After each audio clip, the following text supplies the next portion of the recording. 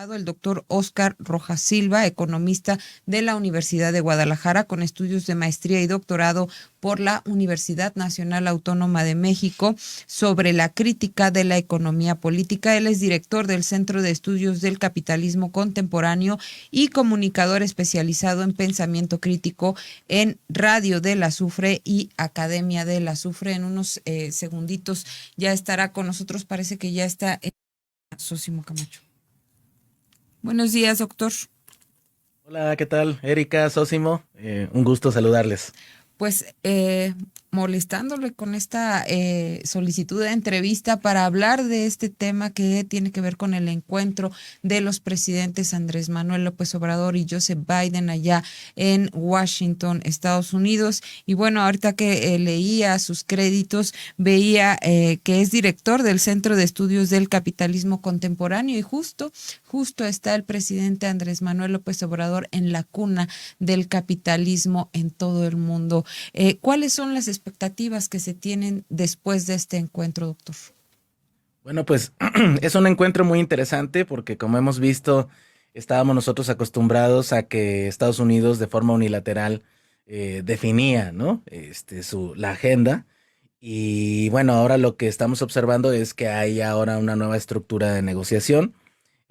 Hay un nuevo competidor, hay una nueva estructura a escala internacional y esto tiene que ver con estos dos bloques ya que podemos distinguir, ¿no? Que es el G7, liderado por Estados Unidos, y bueno, está ahí incluido la Unión Europea, y por el otro lado los BRICS, ¿no? Dirigidos por China, donde se encuentra también Rusia, la India, Sudáfrica, Brasil. Entonces ya tenemos dos elementos que nos llevan a una nueva situación de negociación, ¿no? Entonces ahora, por lo regular, estas visitas eran vistas, pues digamos, nada más como un asunto diplomático en sentido estricto, y ahora lo que estamos viendo, pues, es de la posibilidad de tomar decisiones de política económica de conjunto, ¿no? Es decir, a Estados Unidos ahorita ya está en una crisis, ya está en recesión, ya está además con un problema político interno fuerte, y bueno, además hay que decir particularmente que la tormenta económica de la inflación es un tema muy sensible porque siempre se puede desbocar, es decir, el fenómeno de la inflación siempre tiene una característica muy volátil, ¿no? Como ya en cierto momento tiene que ver con expectativas, estas pueden convertirse en un sálvese quien pueda. Entonces, a través de lo que se conoce como precios de monopolio, en la crisis, tratan de sacar las mayores ganancias posibles. Entonces, eso es lo que provoca toda esta problemática. Y bueno, de lo que se trata en esta ocasión, es que esa tormenta de inflación con la recesión da paso a un fenómeno que conocemos como la estanflación, que es el peor de los mundos posibles, es decir, un aumento sistemático de los precios, al mismo tiempo que hay estancamiento económico. Entonces, en esta ocasión vamos a ver con mucho interés estas propuestas que ya lo ha delineado el presidente, ya cuando lo anunció, ahí dijo algunas cositas, ahora lo sabremos a detalle, pero ya tiene que ver con este asunto de que pues los países en la región pueden hacer otro tipo de colaboración para mejorar las condiciones de conjunto, porque independientemente que digamos que planteemos que eventualmente tengamos una diversificación de nuestras relaciones internacionales, pues el hecho es de que pues seguimos anclados a la economía estadounidense. Entonces estas decisiones se tienen que tomar de conjunto, y creo que eso es lo interesante de este momento histórico que estamos viendo. Doctor Óscar Rojas Silva, bueno, pues hemos visto que sí, el tema de la inflación es uno de los principales que además ha sido propuesto por el presidente mexicano Andrés Manuel López Obrador, en la que ha dicho que se tiene que combatir este fenómeno de la inflación, no de manera separada, aislada, cada país por su lado, sino se puede generar una estrategia bilateral que venga pues a paliar este problema, que además hay que recordarlo, es un problema mundial y parece ser que sí puede profundizarse, como bien usted ya ha estado explicando. ¿En qué consistiría? ¿Qué medidas son las que se pueden acordar de manera bilateral estos dos países? En términos generales, López Obrador ha dicho ha explicado su propuesta, pero bueno, ¿qué detalles, en qué consistiría precisamente esa estrategia para tratar de abatir este problema tan importante de la inflación, que es el encarecimiento finalmente, así es como lo percibe la gente cotidianamente, el encarecimiento de los productos de la canasta básica y de todos los demás? Exactamente. Sí, bueno, pues es que además este problema, como bien dices, como afecta de golpe a la economía individual, el encarecimiento sistemático de la vida, pues rápidamente se puede transformar en enojo social y con justa razón. Entonces, los gobiernos son muy susceptibles a todo este fenómeno. Y bueno, de lo que se trata aquí, lo que hemos visto es que, pues, en la visión tradicional de la economía, digamos que hay un análisis que es como por países, ¿no? Es decir, qué país lo está haciendo mejor que otro, qué decisiones toma, es decir, un análisis por separado. Pero ahora lo que ha dejado la pandemia y lo que ha dejado la crisis actual que estamos viviendo es de que la interconexión ya es mayor. Entonces ya tenemos líneas no nada más de comercio alrededor del mundo, sino que también las líneas de producción, que son conocidas como las cadenas de suministro o de oferta, ya están también distribuidas a lo largo y ancho del mundo. Entonces, estas políticas o esta visión de análisis ya no puede ser nacional.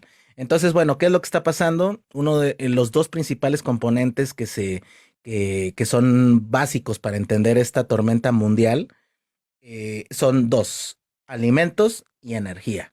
Entonces, en materia energética, México pues ya está avanzando, es decir, Dos Bocas, bueno, la refinería Olmeca, la coquizadora Salina Cruz, Deer Park, es decir, esta reconstitución de autonomía energética es un elemento ya central, es decir, cambia el modelo de ser importadores netos a tener autonomía energética. Esto ya es un gran avance, pero el otro que hace falta tiene que ver con los alimentos. Entonces, de lo que se trata ahora es de que podamos apuntar a la soberanía alimentaria también, ¿no? Entonces, en este momento que está todo encarecido, yo lo que he percibido, pues, es que tiene dos cosas. Hay una moneda de cambio particular entre Estados Unidos y México. México ahorita ya, de facto, tiene gasolinas más baratas que los Estados Unidos por el modelo de negocios.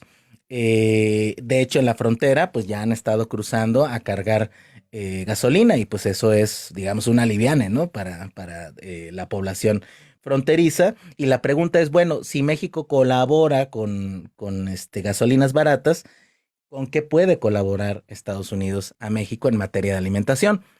Por ahí se mencionó el asunto del maíz amarillo, que tiene que ver con toda esta posibilidad de alimentar, pues,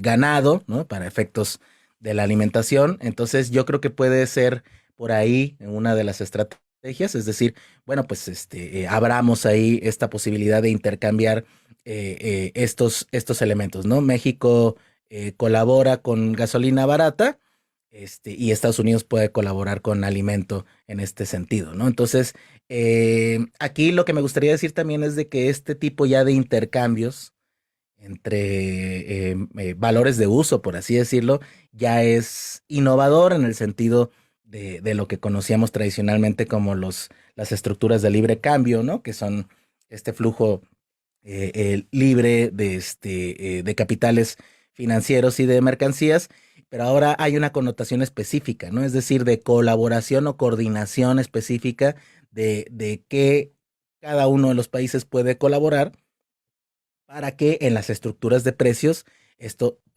tenga ahí una disminución, ¿no? Entonces, esta dualidad entre lo energético y los alimentos son digamos que la conexión, ¿no? De lo que nos puede explicar por dónde puede ir este plan antiinflacionario. Doctor Oscar Rojas Silva, en el discurso que reciente y bueno, creo que estaba desde que estaba en campaña el presidente Andrés Manuel López Obrador, ha hablado sobre la soberanía de México y ha hecho énfasis en estos conceptos que ya mencionaba usted también sobre la soberanía alimentaria y la soberanía energética. Sin duda, en el caso de la soberanía alimentaria es recuperar lo que pues se dejó perder en el campo mexicano luego de la firma del Tratado de Libre Comercio allá por 1994 y que pues prácticamente saqueó a este gran sector productivo en el país, expulsó migrantes y se dejaron de producir los alimentos que necesitaba el país. Y en el caso de la soberanía energética, pues ya vimos también todo lo que se hizo con Petróleos Mexicanos. Muchas de las empresas que ocuparon esos espacios en estos sectores, pues son de Estados Unidos. Con este discurso de recuperar lo que se produce en el país, estos conceptos de soberanía alimentaria y soberanía energética, ¿no entra en jaque esta negociación que se tiene entre México y Estados Unidos? Es decir, ¿no sienten los estadounidenses que México les está quitando algo? Bueno, pues obviamente que va a haber resistencias porque el modelo extractivista que tenía Estados Unidos, pues sí tomaba ventaja de todo esto, ¿no? Y por extractivista, pues entendemos todo esto que bien señalas, pues fue abrir el comercio en alimentos, pero fue la destrucción del campo, ¿no? Fue abrir el asunto energético, pero también fue la destrucción sistemática de la capacidad energética. Pero precisamente ahí es donde está el asunto de estas negociaciones de alto nivel, en el sentido de que pues ahora ese modelo no puede seguir así. Y sobre todo aquí lo importante de señalar es que siempre, es decir, cuando tu única opción son los Estados Unidos, pues digamos que hay una unilateralidad ahí fuerte y digamos que es muy difícil la negociación. Pero cuando tienes otros panoramas, es decir, cuando tienes esta posibilidad de ir hacia otros horizontes, como es el caso de lo que decíamos ahorita de los BRICS, pues digamos que sistemáticamente se atempera, se disminuye esta visión extractivista. Entonces, aquí la idea es decir, bueno, pues claro que vas a dejar de ganar con tu modelo extractivista, pero el asunto es de que pues ese modelo, así como lo estás desarrollando, pues digamos que nos va a hundir a nosotros y ahora te va a hundir a ti también, porque hay que recordar que Estados Unidos desde el 2008 empezó a sufrir también un problema de desindustrialización. Imagínense lo que eso significa. Es decir, quisieron dominar el planeta a través de los canales financieros, pero pues en 2008 eso se presentó como una imposibilidad y ahora, por ejemplo, la Reserva Federal, por más que mueve las tasas, no se ve que tenga un efecto sólido sobre la recuperación de la economía, tan así que ya están en recesión. Entonces, en suma, yo creo que el momento indica, sí, hasta ahora has venido ganando por este modelo extractivista, pero ya estamos en un punto en el cual no solamente nosotros nos vemos afectados, sino también tú. Entonces, esta reorganización es la importante. Los BRICS, por ejemplo, ya están avanzando. Es decir, ya no nada más son los BRICS, ¿no? Que se llaman BRICS por Brasil, Rusia, India, China, Sudáfrica, sino ahora ya están los BRICS Plus, en donde ya va a entrar Argentina. Entonces, de alguna otra manera, esta expansión le dice a los Estados Unidos, pues mira, si no generas condiciones diferentes al modelo extractivista, pues el día de mañana hay un cambio de horizonte y hay alternativas, porque por ejemplo en octubre va a haber elecciones en Brasil, se espera que hay muchas posibilidades de que gane Lula da Silva con una visión de integración latinoamericana, con una visión también muy clara de lo que significa el imperialismo norteamericano. Entonces ya presentas ahí un escenario cada vez más interesante, pues, ¿no? Para tener una alternativa sólida, ¿no? En caso de que Estados Unidos cierre puertas o quiera avanzar en la violencia extractivista que por lo regular hace. Entonces, esto ya pasó una vez, de hecho, con la Alianza para el Progreso con Kennedy, pero aquella vez fue frente a la amenaza, ¿no? Del bloque soviético. Ahora es un segundo gran episodio con esta estructura de los BRICS, y yo creo que de ahí es la coyuntura específica que nos permite pues tener ahí mejores perspectivas para reorganizarnos en el mundo, ¿no?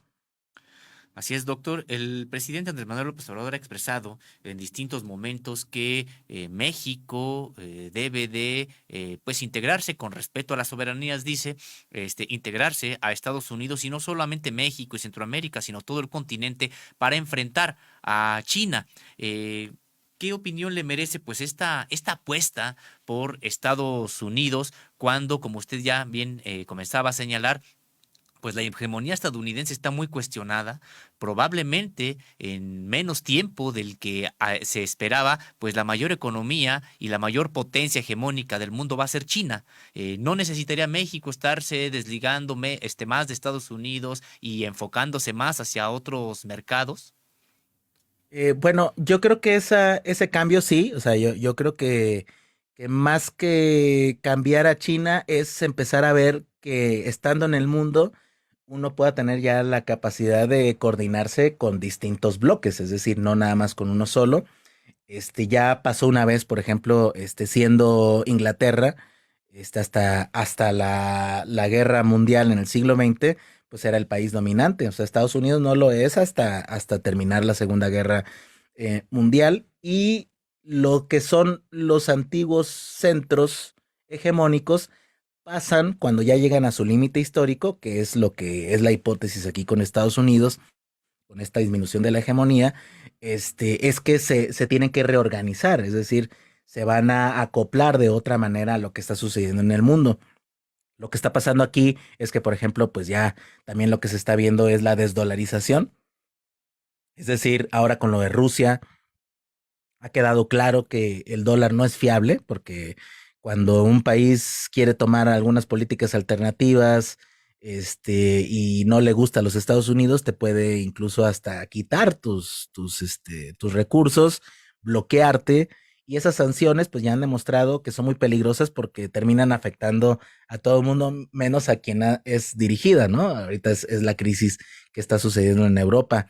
Entonces, lo que yo diría es de que vamos por partes, es decir, yo pondría que son dos momentos, y aquí sí es importante recordar algo. Hace rato decíamos de que es importante empezar a analizar ya de conjunto la economía mundial y no nada más por países. Y también la otra es de que tenemos que superar el corto plazo, es decir, tenemos que ir planificando en torno al mediano y a largo plazo. Yo creo que en el corto plazo, pues por la cercanía geográfica, pues sí, la idea es convencer a Estados Unidos que se tiene que reorganizar con respecto a la región. Ese es el primer momento. Y que una vez que eso empieza a surgir, pues obviamente que vamos a ver un desarrollo acelerado de América Latina, que lo va a poner a sí mismo en una condición diferente para que pueda tener otro tipo de relaciones con otros bloques emergentes, como es el caso de China, ¿no? Pero lo que veo es que vamos a ir en esas dos secciones. Yo diría que primero este convencimiento de Estados Unidos ya no siendo país hegemónico unilateral, nos va a llevar, pues estamos iniciando en este sexenio, quizá el próximo sexenio también va a ser la labor ardua, y ya después ir planteando todos los otros canales, ¿no? Ya se ha estado avanzando, recordarán la CELAC ya participó China, ya hay esta visión poco a poco. Entonces yo creo que sí vamos a ir haciendo la rotación, solo que esa rotación pues no puede ser de tajo por la cercanía geográfica y también por la historia fuerte que hay con respecto a Estados Unidos con nuestros países, ¿no?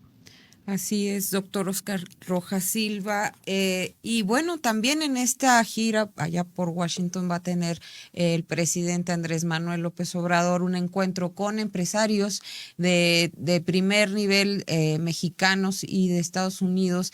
Y bueno, a mí me llama la atención porque dice uno, bueno, estando aquí no se reúnen de esa forma, pero allá sí lo hacen, ¿no?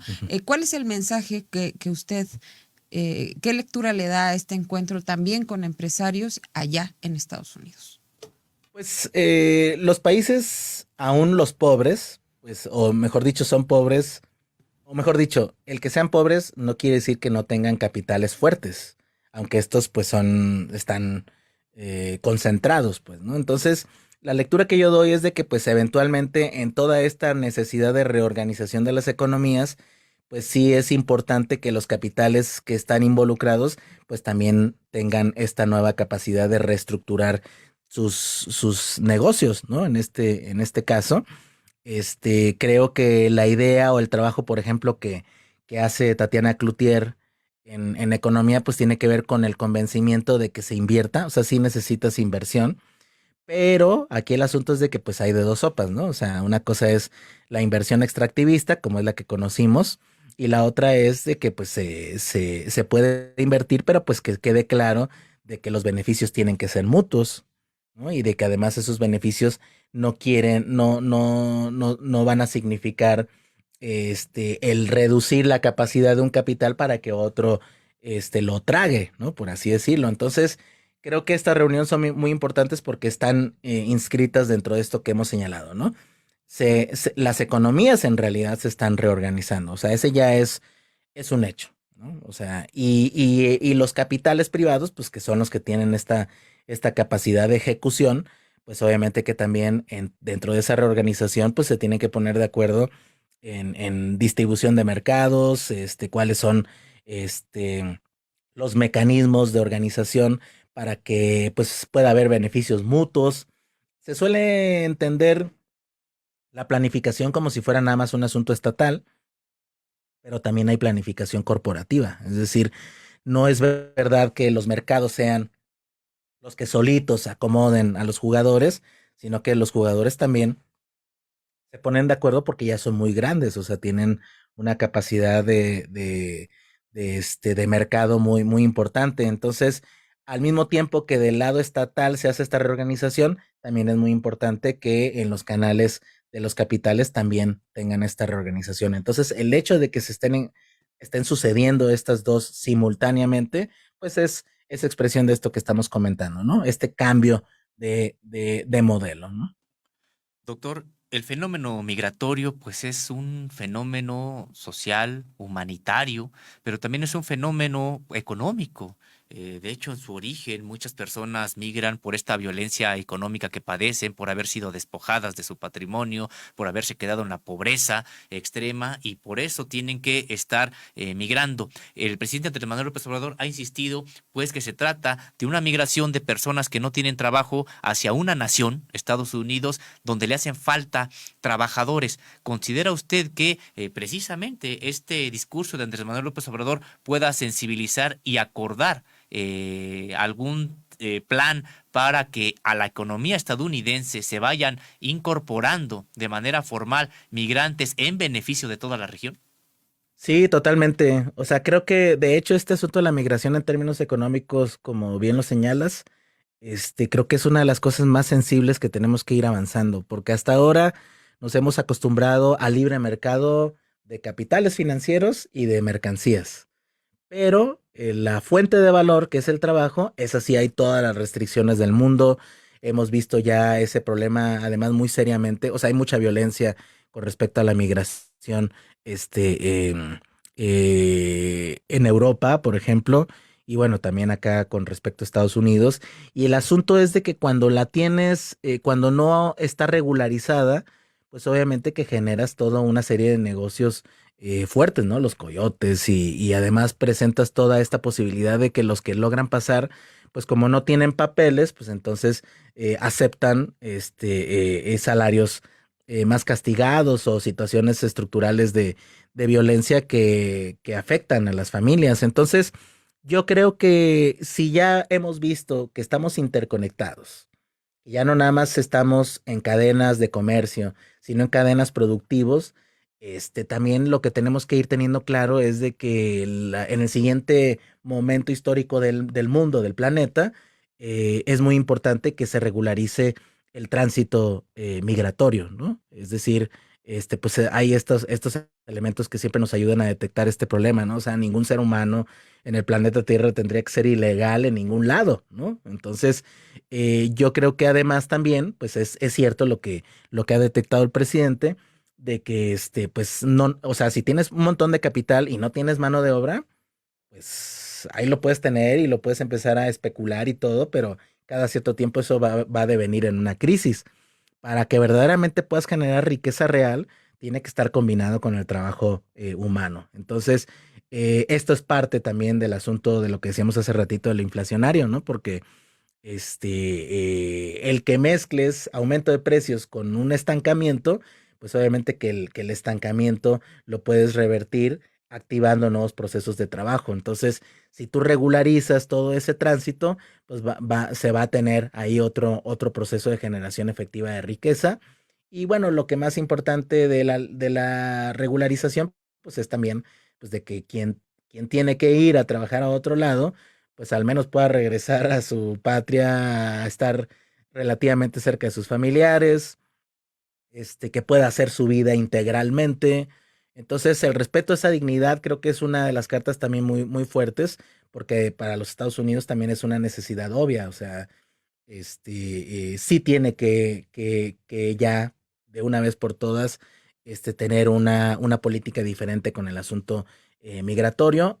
México ha estado avanzando, bueno, las propuestas del presidente han estado avanzando en este sentido también con toda esta recuperación del sureste, es decir, que mientras más distribuyas las raíces, las posibilidades de nuevos procesos económicos, no nada más en Estados Unidos, sino también en la región, pues vas a tener mejores condiciones para ofrecer esta regularización. Entonces, es un asunto integral y yo estoy totalmente de acuerdo con esa visión de ir a las raíces, pero sobre todo aquí estoy de acuerdo con este asunto de que cambiemos el chip con respecto a cómo entendemos la migración y que así como hay libertad de mercado para capitales financieros e industriales, que también la haya para el trabajo humano. Así es, doctor Oscar Rojas Silva, que se quiten estas resistencias, que se eliminen estas barreras para que, pues yo digo, se podría facilitar la vida de muchos, rompiendo estos estigmas, dando trabajo a quien lo necesita y como dice usted, la riqueza será todavía mayor si todo esto se hace en un ordenamiento y en un ordenamiento que beneficie a todo Centroamérica, Estados Unidos y México. Agradecemos muchísimo su participación en esta emisión, en este análisis que estamos teniendo de la visita del presidente Andrés Manuel López Obrador con su homólogo estadounidense Joseph Biden. Muchísimas gracias. Muchas gracias, les mando un abrazo a ustedes, al equipo y a todo el auditorio.